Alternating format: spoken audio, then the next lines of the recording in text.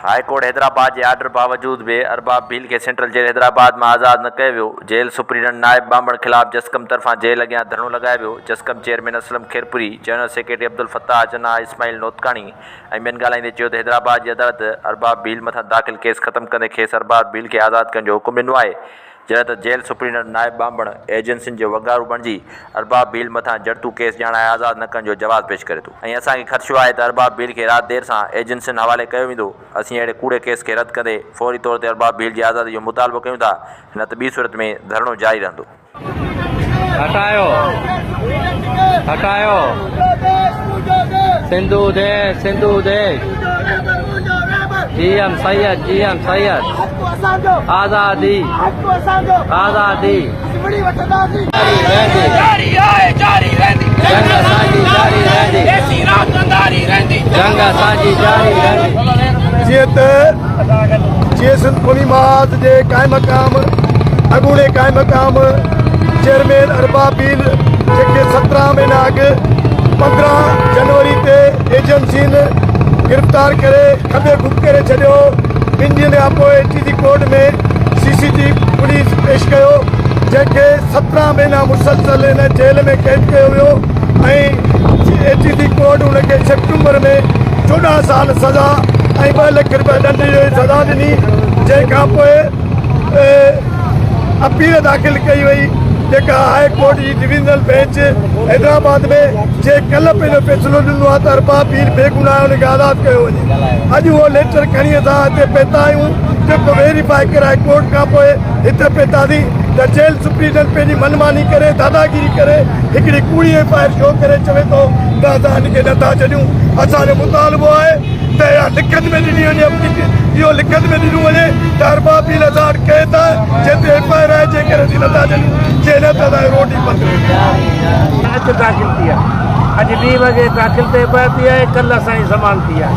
हीअ जेका गैर कानूनी या जेका कूड़ी FIR दाख़िल कई वई आहे जो सिर्फ़ु अरबाब भील खे परेशान करण लाइ। असां सिर्फ़ु इहो चऊं था जेकॾहिं अरबाब भील ते का ॿी FIR दाख़िल आहे त ठीकु आहे, तव्हां भली रखो, पर असांखे तव्हां इहो लिखत में ॾियो जेसीं ताईं अरबाब भील जी FIR में असां ज़मानत था करियूं तेसिताईं तव्हां न कजो ऐं तव्हां पाण रखो। जीअं असां मुतमिन थी वञूं तीअं न थिए मथां असां उतां कई वञूं ऐं अरबाब भील खे कॾहिं वरी कंहिंजे हवाले कयो वञे।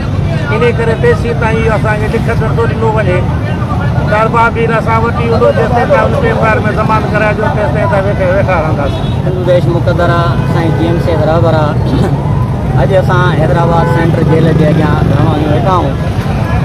हे इस्लामी जमहूरिया पाकिस्तान जेको हिननि जो आहे हुनजो कूड़ ते ठहियलु कानून आहे।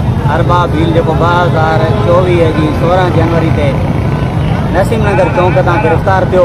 अॼु जॾहिं उनजी हाई कोर्ट मां ज़मानत थी आहे, केस ख़तमु थियो आहे, बरी थियो आहे, जॾहिं असां हुनजी आज़ादी जो लेटर खणी जेल ते पहुता आहियूं त अॼु दादू में 2 बजे FIR कटी आहे जेको क्राइम 2023 में थियो आहे।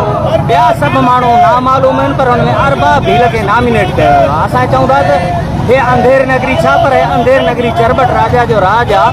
त 2023 में क्राइम थियो आहे, 2024 खां अरबाब भील जेल में आहे, हुनखे 17 महीना थी विया आहिनि। अॼु जॾहिं असां हुनजी आज़ादी जो लेटर खणी जेल ते पहुता आहियूं त 2 बजे फिक्स हुन ते दादू में FIR कटी वई आहे। असां सिंधी क़ौम खे अपील कंदासीं त हिन जबर ज़ुल्म ऐं बर्बरतीअ जे ख़िलाफ़ असांजो साथ ॾियो त जीअं असां पंहिंजा दोस्त आज़ादु कराए सघूं। ऐं क़ौमी कारकुन खे चवंदासीं त वधि में वधि हींअर हैदराबाद सेंट्रल जेल ते पहुचो, असांजो एहतजाज जारी रहंदो। हटायो हटायो सिंधु देश GM सैयद आज़ादी आज़ादी। जेको अरबाब भील है जेको मुसलसिल जेल में हुयो क्राइम नंबर 63 ऐं 64 जंहिंजी अपील मंज़ूर कंदे कोर्ट सगुरी हिनखे रिलीज़ करण जा ऑर्डर कया। अॼु 2 बजे जॾहिं रिलीज़ लेटर खणी असीं हिते जेल सुप्रीडेंट वटि पहुतासीं हुन चयो तव्हां इंतज़ारु कयो ऐं तव्हांखे माण्हू ॾियूं था। 2 बजे खां वेही हींअर 5 थी विया। 4 बजे हिकिड़ी असांखे फेक FIR ॾेखारी वई आहे जेका A सेक्शन दादू ते कटी वई आहे। 15/11/2023 जो क्राइम नंबर आहे। क्राइम थियो आहे 2023 में ऐं FIR 13/6/2025 अॼु जे टाइम ते 13/6/2025 2 बजे FIR कढी वई आहे।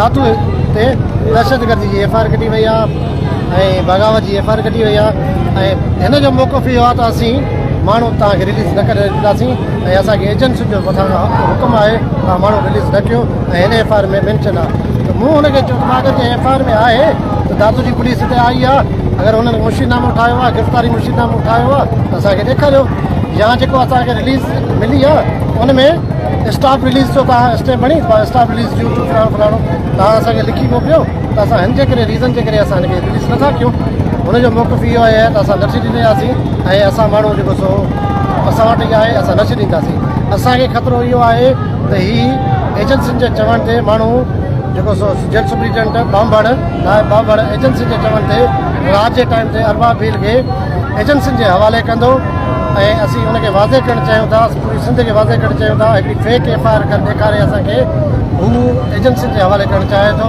ऐं सिंध दोस्त वकील ऐं इंसान दोस्त वकील इंसानी हक़नि जूं तंज़ीमूं हिते पहुचनि जेका जेल सुप्रिटेंडेंट ऐं हिन एजेंसियुनि जी जेका हरकत आहे ऐं चुरपुर आहे हीअ पंहिंजे कानून खे बि नथा मञनि जॾहिं माण्हू रिलीज़ थी वियो आहे त हुनखे कढणु कानूनी तौर ते कमु आहे पर हिकिड़ी फेक एफ आई आर जेके 2 सालनि खां पोइ अॼु जरी करे अॼु कटी वई आहे 2 बजे उन में ई चवनि था त माण्हू असां वटां असां न छॾींदासीं पर हक़ीक़त इहा आहे त हीअ माण्हू खे गुम करणु चाहिनि था राति जे टाइम ते हीअ माण्हू एजेंसियुनि खे ॾियणु चाहिनि